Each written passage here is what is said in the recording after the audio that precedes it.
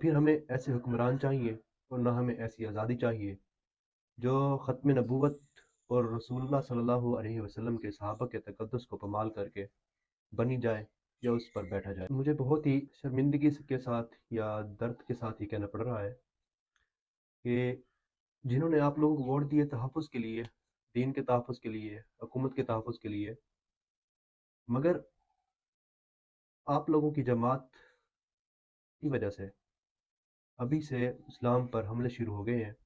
لوگوں کو عوام نے سزا کے طور پر ووٹ۔ علی محمد خان صاحب، آپ نے اپنی حکومت چھوڑتے وقت ایک شعر پڑھا تھا، آج وہ میری نظر میں غلط ثابت ہوا ہے۔ بسم اللہ الرحمن الرحیم، السلام علیکم ورحمۃ اللہ وبرکاتہ۔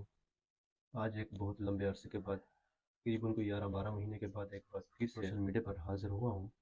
ہو سکتا ہے ابھی چند دن یا چند مہینے اور بھی لگ جاتے اس مصروفیات یا کچھ مسائل کی وجہ سے، جس کی وجہ سے سوشل میڈیا چھوڑنا پڑا تھا، مگر موجودہ صورتحال جو آپ لوگوں کے سامنے ہے، طرح سے صورتحال آپ کے سامنے ہے، سیاسی ہو، اسلامی ہو، خیر سیاست تو چلتی رہتی ہے مگر اس سے ہمیں اتنا خاص وہ فرق نہیں پڑتا، مگر جو اسلام دشمن نے جو ہمارے پاکستان میں داخل ہو کر منصوبے بنائے، پلاننگ کے طور پر ہمارے اوپر مسلط کیے جا رہے ہیں، میں اس پر تھوڑی سی بات کرنا چاہوں گا۔ سب سے پہلے تو میں علی محمد خان صاحب سے یہ کہنا چاہوں گا کہ علی محمد خان صاحب، آپ نے اپنی حکومت چھوڑتے وقت ایک شعر پڑھا تھا، آج وہ میری نظر میں غلط ثابت ہوا ہے۔ پہلے آپ وہ شعر سنیے، اس کے بعد بات کرتا ہوں کہ ایسی کیا وجہ ہے کہ مجھے ایسا کہنا پڑا۔ وہ شعر یہ ہے کہ چلتے ہیں دبے پاؤں کے کوئی جاگ نہ جائے، غلامی کے اسیروں کی یہی خاص ادا ہے، ہوتی نہیں جو قوم حق بات پہ یکجا، اس قوم کا حاکم ہی فقط اس کی سزا ہے۔ علی محمد خان صاحب، آپ کے کہنے کا مطلب یہ تھا کہ جو قوم حق کے لیے اکٹھی نہیں ہوتی تو ان پر پھر حکمران سزا کے طور پر مسلط کی جاتی ہیں۔ تو اگر دیکھا جائے تو آپ لوگوں نے قوم کے لیے بہت بڑا نقصان کیا ہے، آپ لوگوں نے قوم کو دھوکہ دیا ہے۔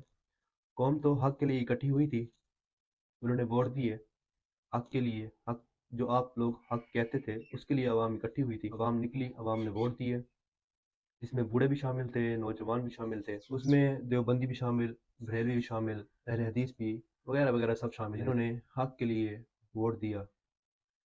لیکن انہوں نے جس مقصد کے لیے ووٹ دیا تھا وہ مقصد یہ تھا کہ پاکستان کے تحفظ کے لیے اور اسلامی قانون کے لیے، تاکہ اسلام بھی قائم، اسلامی نظام بھی نافذ ہوگا، اس کے ساتھ ساتھ پاکستان کا بھی تحفظ ہوگا۔ مگر مجھے بہت ہی شرمندگی کے ساتھ یا درد کے ساتھ یہ کہنا پڑ رہا ہے کہ جنہوں نے آپ لوگوں کو ووٹ دیے تحفظ کے لیے، دین کے تحفظ کے لیے، حکومت کے تحفظ کے لیے، مگر آپ لوگوں کی جماعت کی وجہ سے ابھی سے اسلام پر حملے شروع ہو گئے ہیں۔ سب سے پہلے تو آپ لوگ اس جماعت کے ساتھ اتحاد کر رہے تھے جس کو کل عدم قرار دیا گیا ہے، جس کا بیک گراؤنڈ سب کو پتہ ہے، میں اس پر بات کرنا نہیں چاہوں گا۔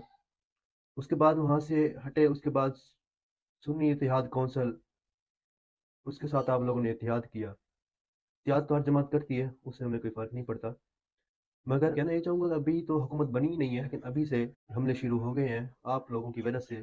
اس کو ہم کیا سمجھیں کہ آپ لوگوں کو عوام نے سزا کے طور پر ووٹ دیے، ووٹ دے کر الٹا خود کو عذاب میں ڈال لیا ہے۔ تو سن لیں آپ بھی اور باقی حکمران بھی، جو خطب نبوت اور رسول اللہ صلی اللہ علیہ وسلم کے صحابہ کے تقدس کو پامال کر کے کرسی پر بیٹھے گا، یہ بیٹھ کر پامال کرے گا، ہم ان پر لعنت بھیجتے ہیں۔ نہ پھر ہمیں ایسے حکمران چاہیے اور نہ ہمیں ایسی آزادی چاہیے جو ختم نبوت اور رسول اللہ صلی اللہ علیہ وسلم کے صحابہ کے تقدس کو پامال کر کے بنی جائے یا اس پر بیٹھا جائے۔ جس جماعت کے ساتھ آپ کی جماعت نے اتحاد کی ہے، اس کے جو سربراہ بدبخت، اس کی بکواس کل میں نے سنی، وہ ہمارے ایسے علماء کو،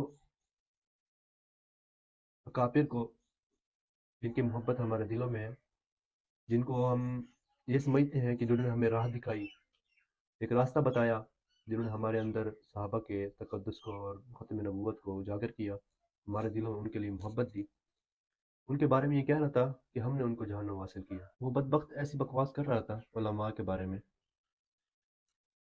جنہوں نے اپنی پوری زندگی ختم نبوت اور صحابہ کے تقدس کے لیے وقف کی تھی، جو ہمارے اندر ایک روح پھونک کر گئے، ساری زندگی در بدر رہے، जेलों में, कैद खानों में इस तरह ज़िंदगी बसर करने के बाद भी जिनकी ज़ुबान से हक़ और सच सिर्फ बयान होता रहा, जब तक कि वो शहीद नहीं हो गए, उनकी ज़ुबान से सिर्फ ख़त्म नबूवत और असहाब के तक़द्दुस के लिए सिर्फ बातें निकलती थीं। ये बदबख्त उनके बारे में ये कह रहा था कि हमने उनको जहन्नम हासिल किया। तू क्या उनको जहन्नम हासिल करेगा?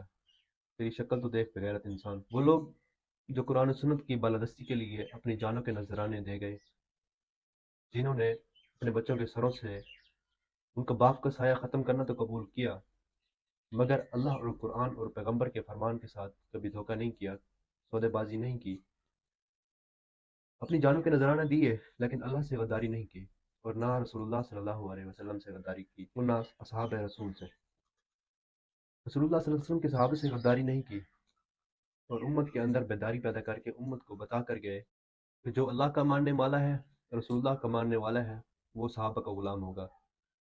जो सहाबा का गुलाम नहीं होगा, ना वो खुदा का मानने वाला होगा और ना रसूलुल्लाह सल्लल्लाहु अलैहि वसल्लम का मानने वाला होगा।